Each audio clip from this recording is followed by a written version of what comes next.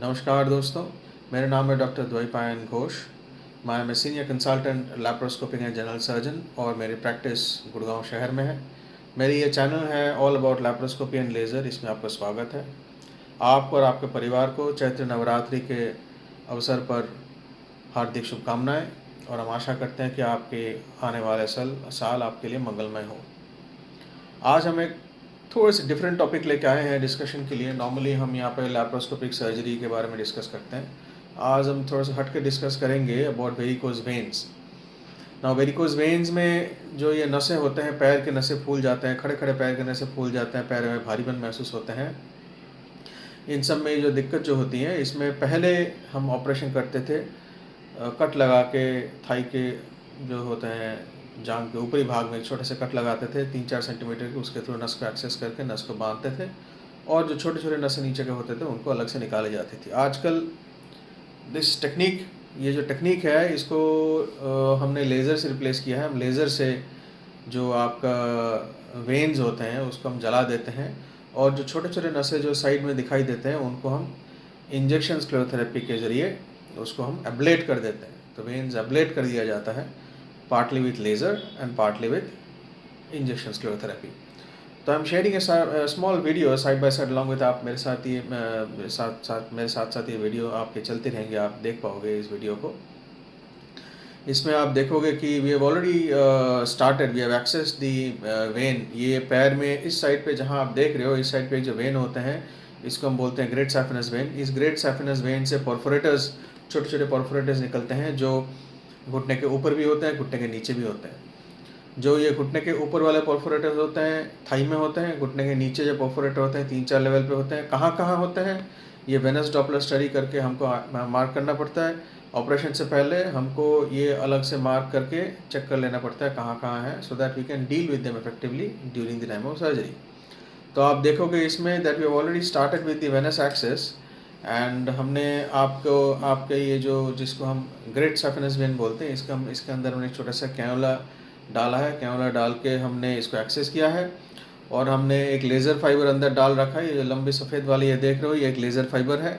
जो laser fibre आपके नस के आगे तक है, जहाँ पे एक लाइट की एक बिंदी आप देख रहे हो थाई में, वहाँ तक आपके लेज़र फाइबर जा चुके हैं। लेज़र फाइबर के टिप में एक लाइट एमिट होता है जिससे हमको पता चलता है एग्जैक्ट लेवल पे कहाँ है। इसके साथ साथ हम अल्ट्रासाउंड प्रोब यूज़ करके हम ये देखते हैं कि जो टिप है वो नस के अंदर सही तरीके से बैठे हैं या नहीं बैठे हैं। ये जो हमें मालूम पड़ता है, इसलिए इसको ऐसे मालूम पड़ता है, हम इसको आगे पीछे हिला के देख लेते हैं कि नस के अंदर फ्रीली मूव कर रहे हैं या नहीं। एक बार ये नस के अंदर फ्रीली मूव करने वाला कंफर्मेशन हमको मिल जाते हैं तो फिर उसके बाद हम क्या करते हैं, इसको हम जलाते हैं। द प्रोसेस ऑफ एब्लेशन, ये जो एब्लेशन होता है इसमें लेज़र मशीन के इस्तेमाल करके जलाया जाता है। ये जो पूरा लेंथ जो है, कंप्लीट लेंथ, इसको कवर करने में हमें टाइम लगता है। क्यों टाइम लगता है?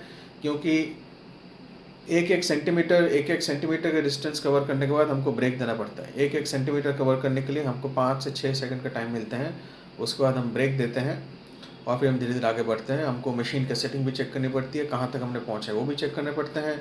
हमको पोजीशन दोबारा डॉपलर के ज़रिए कंफर्म करना पड़ता है कि हम नसों में कहाँ तक पहुँचे हैं, नसों के बीचों बीच है या नहीं है, और नसों में आगे जो हम जहाँ तक हमने कर लिया वहाँ पे नसें बुझ गए या नहीं। एक और छोटी सी चीज़ मैं आपको बता दूँ, ये जो आप पेशेंट का आप देख रहे हो जिसकी ऑपरेशन, जिसकी वीडियो, इनको हमने बेहोशी सिर्फ पैर में जहाँ पे हमने इंजेक्शन लगाया वहीं पे दिए हैं, पैर में फुट जहाँ पे हमने कैनुला डाला अंदर एक्सेस, और जो जैसे नस पे हम ऑपरेशन कर रहे हैं उसी के साथ साथ हमने बेहोशी दिए हैं।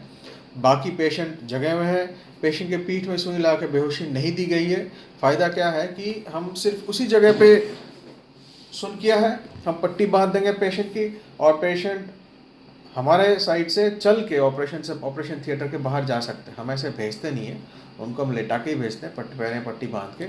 पर अगर हम चाहें तो पेशेंट ऑपरेशन के ठीक बाद चल सकते हैं। The result is instantaneous, the result is in fact miraculous type का भी आप कह सकते हो। पैर में पट्टी बंधी हुई रहेगी और उसके साथ साथ पेशेंट अपने आप चल के उठ के अपना सब काम ऑपरेशन के तुरंत बाद कर सकते हैं। अगर हम पीठ में सुई ला के बेहोशी देंगे तो आप 6 से 7 घंटे लेटे हुए रहोगे, बेहोशी का असर खत्म होंगी। उसके साथ साथ आपको पीठ में दर्द होने के भी थोड़ा बहुत चांस रहते हैं, पोस्ट स्पाइनल कुछ इफेक्ट रह जाते हैं, जो इन पेशेंट में इनको जिन पर सर्जरी किया है उनमें कुछ भी होना नहीं है, क्योंकि हमने बेहोशी सिर्फ जहाँ पे हमने कार्रवाई करना है वहीं पे किए हैं, और जो नस हमें जो आगे जाके जिस रास्ते पे हमको नसों में हमको लेज़र फाइबर के साथ हमको बर्न करना है वहीं पे हमने किया है। ये जो हम लेज़र फाइबर से बर्न कर रहे हैं, ये धीरे धीरे जैसे हम आगे प्रोग्रेस करेंगे, रुक रुक के धीरे धीरे ऑब्जर्व करते करते चेक करते करते कि कहाँ तक हम पहुँचे हैं, जब हम ख़त्म कर लेंगे तो इस वेनस एक्सेस शीट को हम बाहर निकाल देंगे। इस वेनस एक्सेस शीट को हम बाहर निकालने के बाद जो नसें डायलेटेड है, जिसको हम परफोरेटर बोलते हैं, डायलेटेड परफोरेटर्स बोलते हैं, फूले फूले जितने भी आपके पैर में जो गुब्बारे जैसे फूले जैसे बने हुए जो दबाने से जो गायब हो जाते हैं, पैर उठा के रखने से जो गायब हो जाता है, उसके अंदर हम इंजेक्शन स्क्लेरोथेरेपी करके एक पतली सी नीडल होती है, वो भी सुन करके वहीं पे पतली सी नीडल डाली जाती है उस नस के अंदर, और नस के अंदर डाल के उसके अंदर एक इंजेक्शन डाल दिया जाता है। It is a sclerosing agent and commonly polidocanol नाम से इस इंजेक्शन अवेलेबल होता है मार्केट में। और ये स्क्लेरोजिंग एजेंट से नसों को पूरी तरीके से एक तरह से जलाया जाता है, सो दैट अंदर एक रिएक्शन बने जिससे नस सिकुड़ के गायब हो जाए। आप एक और चीज़ नोटिस किए होंगे कि जैसे जैसे ऊपर से जला के नीचे की तरफ आ रहे हैं, हम आइस पैक लगाते हैं पैर में, ताकि पैर में परमानेंट इफेक्ट मिनिमाइज हो, क्योंकि ये जो लेज़र बीम है, this laser beam is a very powerful beam and इसकी बहुत ज़्यादा एनर्जी होती है इसमें। एनर्जी की वजह से आसपास के टिश्यू को ताकि डैमेज ना पहुँचे, इसके लिए दो चीज़ किया जाता है। एक तो जो नस है उसके आसपास फ्लूइड इंजेक्ट करके पानी का एक बैरियर बनाया जाता है, that also serves as an anaesthetic and fluid barrier, उससे सराउंडिंग टिश्यू को डैमेज नहीं पहुँचते हैं। और दूसरा जो है, जब हम नसों को फायर करते हैं उसके साथ साथ हम आइस पैक लगाते रहते हैं, ताकि आइस से हीट जो लेज़र बीम का जनरेट हुआ है और जो टिश्यू में गए हैं वो मिनिमाइज हो जाए, ताकि उसके इफेक्ट कम रहे। ऑपरेशन के बाद आपको पट्टी बांध के रखा जाएगा 24 घंटे के लिए। 24 घंटे बाद वो पट्टी आपकी उतार दी जाएगी और आपको एक मोजा पहनना पड़ेगा। Usually it is a class 2 varicose vein stocking. ये एक वेरिकोज वेन स्टॉकिंग होते हैं जो प्रेफरेबली आप कस्टमाइज़ करके बनाएं तो आपके लिए बेस्ट रिजल्ट आएंगे। वेरिकोज वेन स्टॉकिंग आप प्रेफरेबली दोनों पैर में पहने। इट इज़ एडवाइज्ड कि आप अबव नी वेरिकोज वेन स्टॉकिंग पहने। दोनों पैर पे पहनोगे तो आपके बैलेंस रहेंगी, बैलेंस रहने की वजह से आपको चलने में दिक्कत आपको होंगे नहीं। ये वेरिकोज वेन स्टॉकिंग्स आपको एटलीस्ट 3-4 महीने आपको पहनने पड़ेंगे। शुरू में आप ऑलमोस्ट 24 घंटे पहनोगे, उसके बाद आप रात के टाइम इसको उतार के रखोगे। जब आप रात के टाइम सोते हो, पैर के नीचे तकिया डाल के पैर को उठा के रखना है, सो दैट वेनस ड्रेनेज आपका सही होता रहे और स्टॉकिंग के ऊपर डिपेंडेंसी आपको कम हो। पैर में नारियल तेल लगा के चमड़ी को आप साफ़ रख सकते हैं। जो पंक्चर साइट है वहाँ पे एक ऑइंटमेंट लगाएंगे, ऑइंटमेंट लगा के पंक्चर साइट आपकी हील हो जाएंगी। ठीक है। The recovery time is a few months. आपके धीरे धीरे जैसे आप ये स्टॉकिंग पहने रहोगे, धीरे धीरे वो नसें सिकुड़ते जाएंगी और जहाँ जहाँ हमने लेज़र बीम फायर किया वो जो नस जो है वो शरीर ग्रेजुअली उसको फाइब्रोस करा के धीरे धीरे शरीर के अंदर एब्जॉर्ब कर लेते हैं, वो नस धीरे धीरे आपके गायब हो जाते हैं। ठीक है जी। एंड इससे रिकवरी बहुत अच्छा होता है। कभी कभी क्या होता है, जो डायलेटेड वेन्स रह जाते हैं उस डायलेटेड वेन्स को जो रेसिडुअल वेरिसियल डायलिटेशन जो रह जाता है पैर में, उसको एक सेकंड या थर्ड सिटिंग में इंजेक्शन स्क्लेरोथेरेपी के ज़रिए एब्लेट करने की ज़रूरत पड़ सकती है। That is on a very rare condition when first pass में जब हम वेरिकोज वेन्स की सर्जरी कर रहे हैं और पूरे तरीके से हम नहीं कर पाते हैं, बहुत सारे गुच्छे बने हुए हैं, सब गुच्छे एक साथ नहीं ले पाए हैं, कुछ गुच्छे छोटे छोटे रह गए हैं, जिसके बारे में ऑपरेशन के टाइम पे एक बार दबा दिया, प्रेशर डाल दिया तो उसके बाद पता नहीं चलता है।